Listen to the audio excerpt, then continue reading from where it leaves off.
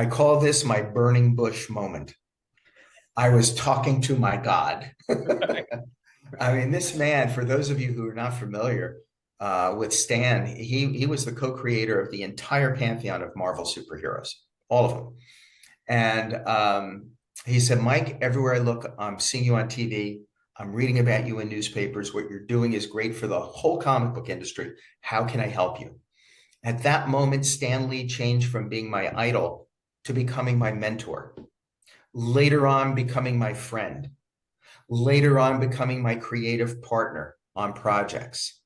And ultimately, my son David and I were two of the producers of his memorial at Grauman's Chinese Theater in Hollywood. Well, I have to tell you that 20 years ago, Uh-huh. I went over, I was having lunch with Stan, and I said, Stan, how would you think about me bringing you over to DC Comics to reinvent all the DC superheroes the way you would have created them had they been done by you at Marvel? Right. And I would line up the most legendary artists, the hottest new talent.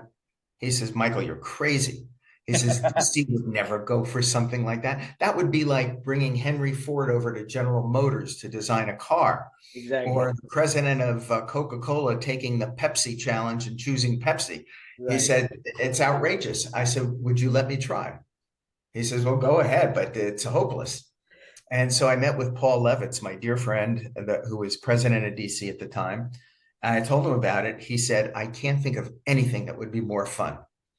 So for 13 months, Stan and I worked at DC on his recreation of Superman, Batman, Wonder Woman, the whole Justice League. And this past December 28th, on the anniversary, what would have been his 100th birthday, DC brought them all back and published a special edition for Stan to commemorate his birthday. And the first thing they said to me, Michael, which one do you want to write? I said, there is no question. I want to write Stan Lee's Batman. And 20 years ago, to give you an idea how ahead of his time Stan was, he created a black Batman.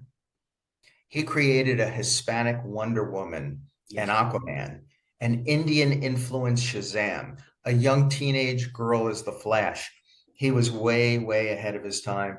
And it was amazing to work with him. I'll tell you just one quick anecdote, because Please. it was one of the greatest moments of my life.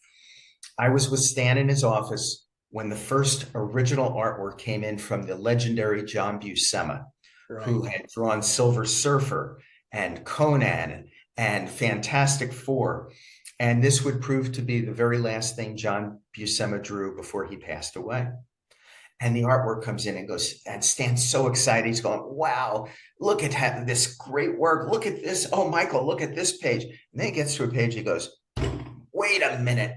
This is not what I told John to do. He's got it all wrong here.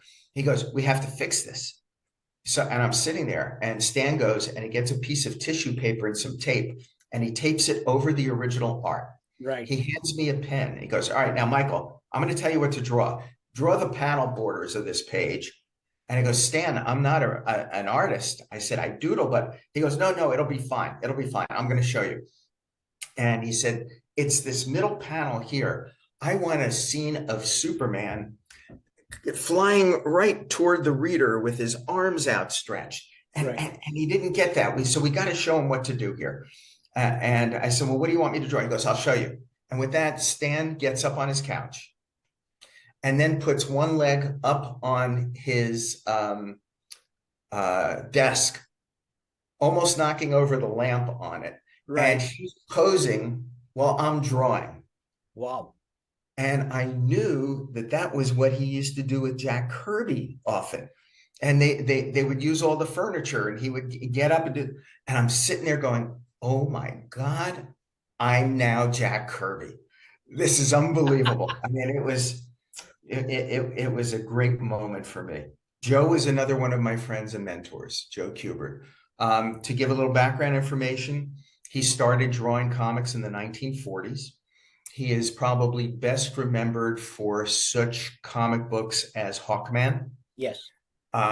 Sergeant Rock, Um, a lot of the war comics, Enemy Ace, a beautiful, beautiful war comic set in World War One. And what's interesting is his war comics were really anti-war comics. Yes. Don't be misled. Right. And they were groundbreaking. It was just tremendous, tremendous work that he did with, especially when Robert Kanigher did the writing. They were the team supreme on all of that stuff. Joe had done the Viking Prince. He had done so many wonderful things that I loved over the years. He did what to me was the definitive version of Tarzan. Absolutely brilliant.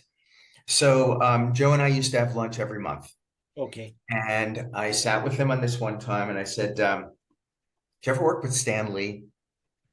And he says, no, never in my career, because he was over at Timely, Atlas, Marvel. And I was pretty much over at DC, or I did some independent work.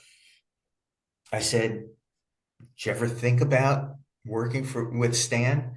He goes, oh my God, that would have been just a dream come true, but it was impossible. You know, we were at two separate companies. Yeah. I said, how would you like to work with him now? He said, on what? I said, on Batman. And Joe immediately, like he was hit by a Shazam lightning bolt, he changed into a little kid and was, yes, I would love to do this. This is going to be great.